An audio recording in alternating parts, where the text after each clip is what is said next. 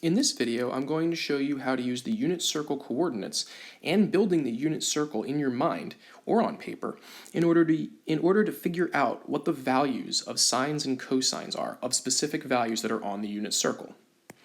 Alright, in our toolbox, we have the following tools that we can use. First, we have the cosine of any angle is equal to the x-coordinate, and the sine of any angle is equal to the y-coordinate. This is because the cosine is defined as the adjacent over the hypotenuse. The hypotenuse in all of our cases on the unit circle is 1 because of the definition of a unit circle. However, the adjacent when we're looking at standard form is always the x-axis. So, therefore, cosine is always x. The sine, on the other hand, is opposite over hypotenuse. So if we look at the opposite side when we're looking in standard form, it's always the y-axis or the y component. The reference angle of 45 degrees and pi over 4 radians have all of the same coordinates, root 2 over 2 and root 2 over 2. The only thing that changes is if it's positive or negative. The next tool we have is that the square root of 3 is greater than the square root of 1, so therefore we can conclude that the square root of 3 over 2 is greater than 1/2 or 1 over 2. There are only two triangles that we actually have to focus on and know about. That's a triangle that has a 30 degree or pi over 6 reference angle, and another one that has a 60 degree or pi over 3 reference angle. We're going to be talking about those triangles a lot before we get started on our example problems, because that is the key to all of these examples. The last thing that we need to keep in mind is a geometry theorem that states that the larger side of a triangle, a right triangle, is opposite the larger angle. So if we have an angle that's smaller than the other angle, we know that the side is also going to be smaller. Putting all of these things together is the key.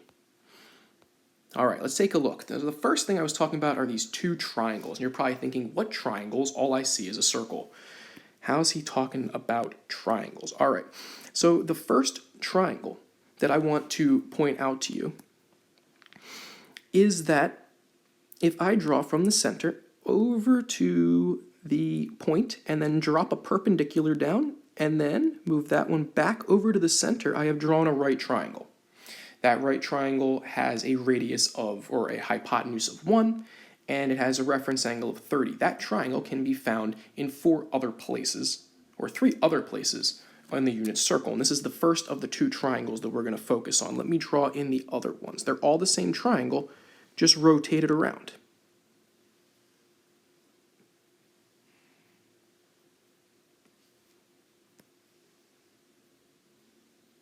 Okay, so that's our first triangle, and you can see they're the exact same triangle. They all have reference angles of 30 degrees. They all have the same coordinates too. Root 3 over 2, comma 1/2. Now the signs change depending on what quadrant we're in, and that's why the quadrant is going to be the last thing that we look at when we're trying to find these different values. The other triangle that I'm talking about is the 60 degree reference angle triangle, which goes the same way, straight down and over, and that triangle can also be found in 3 other places. Let me draw those in for you.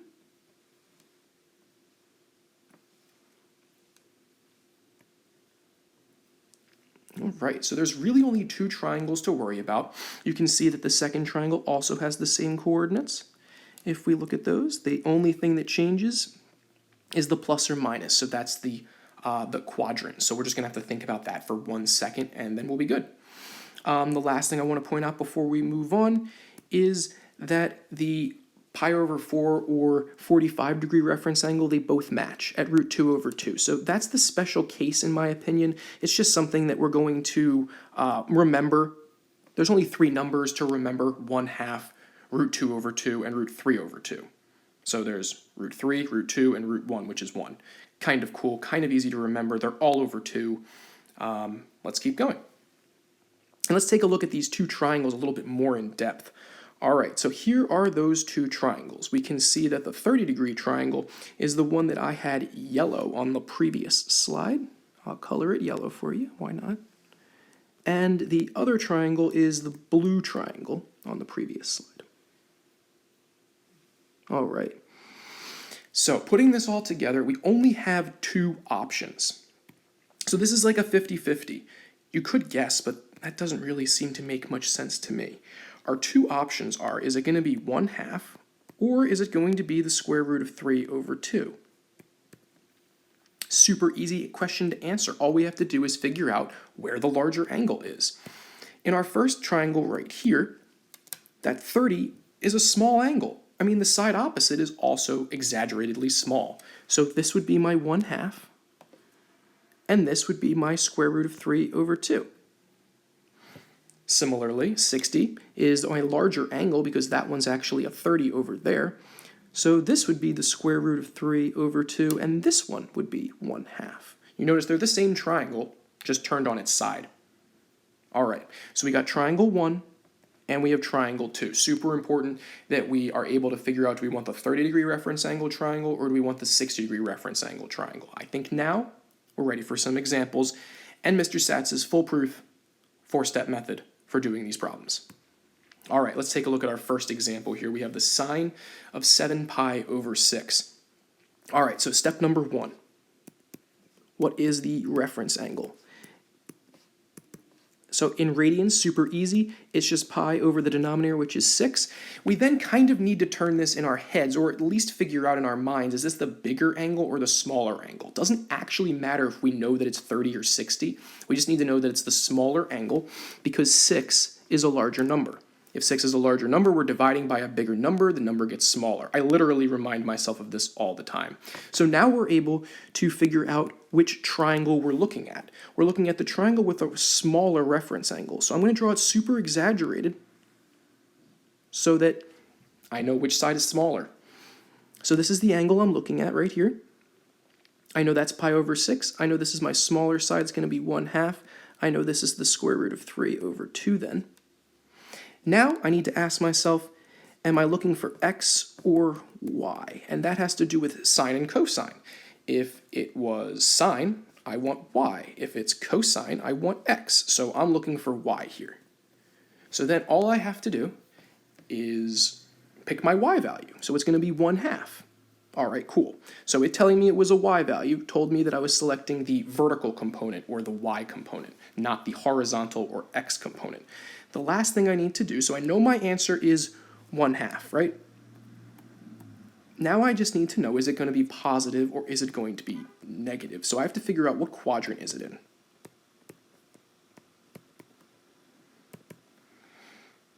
Easy to figure out. This 7 right here makes it one more than pi. That puts me in quadrant number 3. And in quadrant number 3, draw myself a little picture. I'm over in here where my y values are going to be negative and my x values are negative. I don't care about the x values, I care about the y values, and that's how we get that answer. Let's move on to our next example. We got a few examples to take a look at. In this example, we're going to look at the cosine of 2 pi over 3. All right, first step, reference angle. Reference angle is pi over 3, and that is the larger angle. So now I'm going to draw my triangle. Super exaggerated. That wasn't very exaggerated. Let me try that again.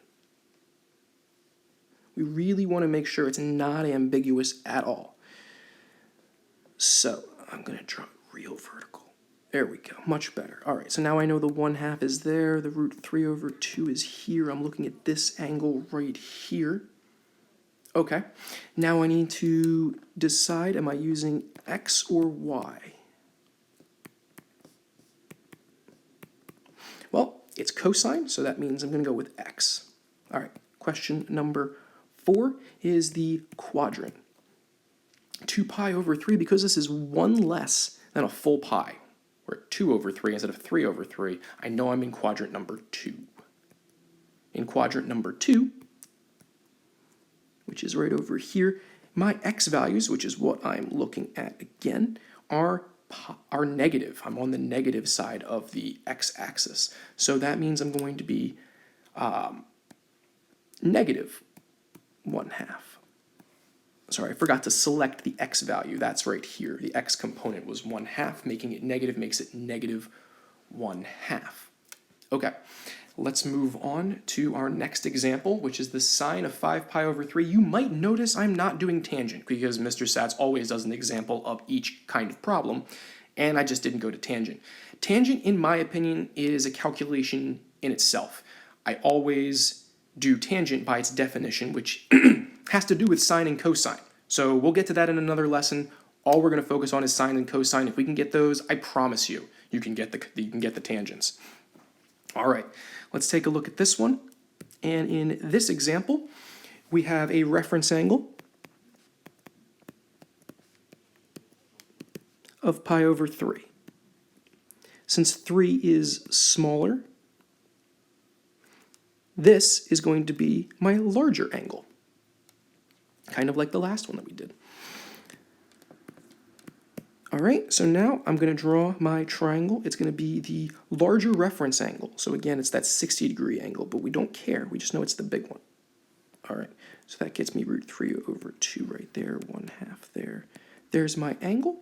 All right, now we are ready for step number 3. And in step number 3, we decide if it is x or y. And that is just based on sine. So because it's sine, we pick y. That's this one right here. So we know that it's going to be the square root of 3 over 2. We just don't know if it's going to be positive or negative. All right, so in order to figure that part out, all we have to do is take a look at what quadrant it's in. So 5 pi over 3. So the 5 is way more than 1 pi, right? Because 1 pi would be 3 pi over 3. And 4 pi over 3 would then be in my third quadrant because it would be right after the pi, but we're at 5 pi over 3. So I must be in quadrant number 4. I can also double check that because if I double my denominator and then subtract 1, I get to 5. Okay, so we know we're in quadrant number 4, and in quadrant number 4, that puts us right here. And again, we're looking at the y value. They are negative, so we get negative root 3 over 2. Okay, now you might be thinking, Mr. Sats keeps showing us radians. I bet it's a lot harder if he gives us degrees. Nope, it's actually easier. You can actually know for a fact which angle it is without really doing too much. So let's go through those steps one more time. All right, step number 1 is we get the reference angle.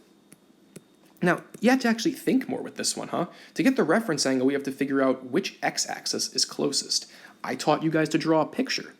All right, 210, if this is 180 right here, and this is 270, 210 somewhere in here. All right, so then I got 210,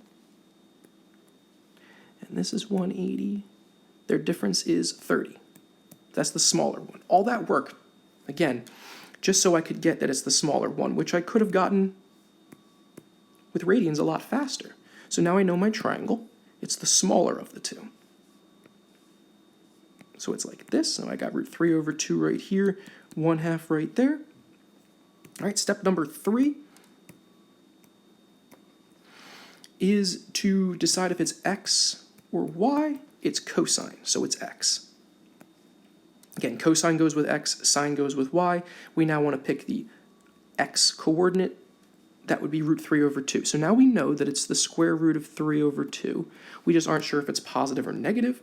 So the last step that we have to do, step number 4, is figure out what quadrant we're in. 210, again, we drew it up there, up here, sorry. So we know we're in quadrant number 3. And if we draw our picture one more time, being right in here, and we're looking at our x values, they're all negative. In fact, all values are negative in quadrant 3. So we get negative root 3 over 2, and we're done.